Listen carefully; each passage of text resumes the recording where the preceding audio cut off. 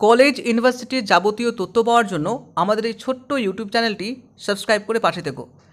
University of গৌড়বঙ্গের আন্ডারে যারা বিভিন্ন কলেজের সেকেন্ড সেমিস্টারে পড়ছো তাদের সকলেরই AC2 বেঙ্গলি সাবজেক্টটা কম্পালসারি হিসেবে রয়েছে। তো আমরা এই সাবজেক্টের একটি সিরিজ নিয়ে চলছি, যেখানে প্রত্যেকটা চ্যাপ্টার ধরে ধরে সমস্ত বিষয়বস্তু এবং প্রশ্নপত্র তোমাদের সাথে শেয়ার করছি। তো অলরেডি এই বিষয়ের যে প্রথম চ্যাপ্টার রয়েছে সেটি হচ্ছে বঙ্গভূমির প্রতি মাইকেল মধুসূদন দত্তের লেখা। তো এই মাইকেল মধুসূদন দত্তের লেখা বঙ্গভূমির প্রতি যে কবিতাখানা, সেই কবিতার পাঠ, কবি পরিচিতি এবং প্রত্যেকটা লাইন ধরে ধরে এই কবিতার যে বিষয়বস্তু বা ভাববস্তু সমস্ত কিছু আলোচনা করেছি। এছাড়া অলরেডি আমরা কিছু প্রশ্নপত্র আলোচনা করেছি, যে প্রশ্নপত্রগুলো পরীক্ষায় ভীষণভাবে আসতে পারে এবং তোমাকে পরীক্ষাতে ভীষণভাবে সহযোগিতা করতে পারে। আজকে সেই প্রশ্নপত্রের আরও একটি পার্ট বা আরও একটি ভিডিও, যে ভিডিওতে আমরা আরও কিছু প্রশ্নপত্র শিখব, যে প্রশ্নপত্রগুলো তোমাদের আগামী পরীক্ষায় তোমাকে সহযোগিতা করবে। তো চলো আজকের ভিডিওটি শুরু করছি। তো যারা আগের ভিডিওগুলো দেখোনি অতি অবশ্যই ভিডিওগুলো দেখে নিও। এই ভিডিওর ডেসক্রিপশনে আমি লিঙ্ক দিয়ে রাখলাম। সেই ভিডিওগুলো দেখলে এই যে পরবর্তী কোশ্চেন আনসার ভিডিওগুলো সেগুলো নিজেরাই করতে পারবে। তো চলো আজকে কিছু কোশ্চেন আনসার আলোচনা করা যাক। পরমাদ শব্দটি কোন মূল শব্দ থেকে এসেছে? পরমাদ শব্দটি প্রমাদ শব্দ থেকে এসেছে। নেক্সট, কবিতা থেকে 5টি উপমা বা তুলনাবাচক শব্দ খুঁজে নিয়ে লেখো। যেমন মনোককনদ, জীব তারা, জীবন নদে, মনের মন্দিরে, স্মৃতি জলে। এই শব্দ হচ্ছে তোমার তুলনামূলক বা উপমা শব্দযুক্ত শব্দ। নেক্সট, মন্দির শব্দটির আদি ও প্রচলিত অর্থ দুটি লেখো। আদি অর্থ হচ্ছে গৃহ বা আবাস, প্রচলিত অর্থ হচ্ছে দেবগৃহ বা দেবালয়। নেক্সট, কবিতাটিতে কোন কোন ঋতুর কথা উল্লেখ রয়েছে? বসন্ত এবং শরৎ ঋতুর কথা উল্লেখ রয়েছে একদম কবিতার লাস্ট লাইনে। নেক্সট, মানস শব্দটির কবিতায় কোন কোন সব অর্থে ব্যবহৃত হয়েছে? মানস শব্দটি কবিতার মন এবং মানস সরোবর এই দুটি অর্থে ব্যবহৃত হয়েছে। নেক্সট, বঙ্গভূমির প্রতি কবিতায় সূচনায় কোন ইংরেজ কবি কবিতার উল্লেখ আছে? লর্ড বায়রনের কথা উল্লেখ আছে একদম প্রথম লাইন। নেক্সট, মধুসূদন কোথায় জন্মগ্রহণ করেছিলেন? যশোর বা যশোহর জেলায়। নেক্সট, কোন নদীর তীরে মধুসূদন জন্মস্থান ছিল? কপোতাক্ষ নদের তীরে মধুসূদনের জন্মস্থান ছিল। নেক্সট, কবি মধুসূদনের জন্ম কত সালে হয়েছিল? 1824 খ্রিস্টাব্দের 25শে জানুয়ারি। আমরা অলরেডি কবি পরিচিতি সম্বন্ধে আলোচনা করেছি প্রথম ভিডিওতেই। আশা করি সেই ভিডিও যেহেতু দেখে নিয়েছো, এই প্রশ্নের আনসারগুলো নিজেরাই করতে পারছো। নেক্সট, মধুসূদনের পিতার নাম কী ছিল? রাজনারায়ণ দত্ত। বঙ্গভূমির প্রতি কবিতাটি কত সালে লেখা হয়? 1862 খ্রিস্টাব্দে লেখা হয়। কোন বন্ধুকে লেখা চিঠিতে বঙ্গভূমির প্রতি কবিতাটি লেখা হয়েছিল? বন্ধু রাজনারায়ণ বসুকে লেখা চিঠিতে। নেক্সট, বঙ্গভূমির প্রতি কবিতায় কবির কোন ভাবনা প্রকাশ পেয়েছে?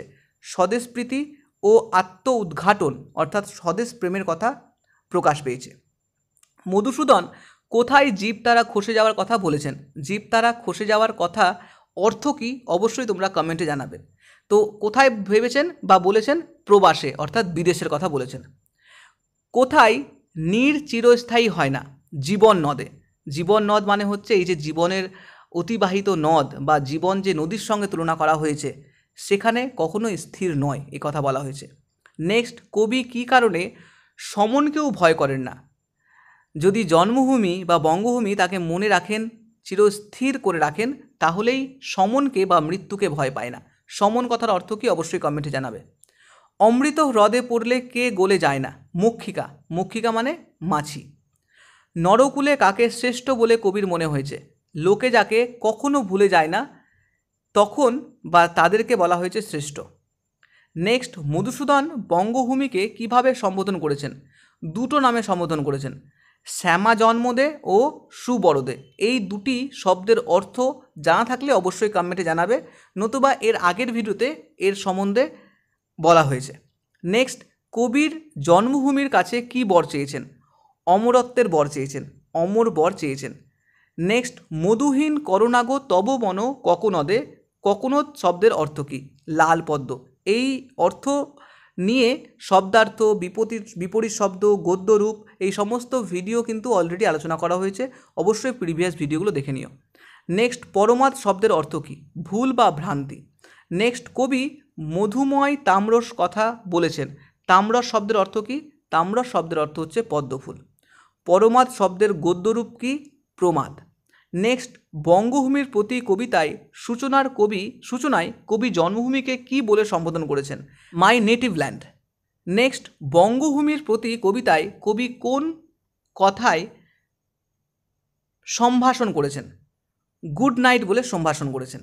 নেক্সট, বঙ্গভূমির প্রতি কবিতায় কোন পটভূমিতে লেখা? কবির ইংল্যান্ড যাত্রার পূর্বে এই কবিতাটি লেখা। নেক্সট, মধুসূদন দত্তের মৃত্যু কত সালে হয়েছিল?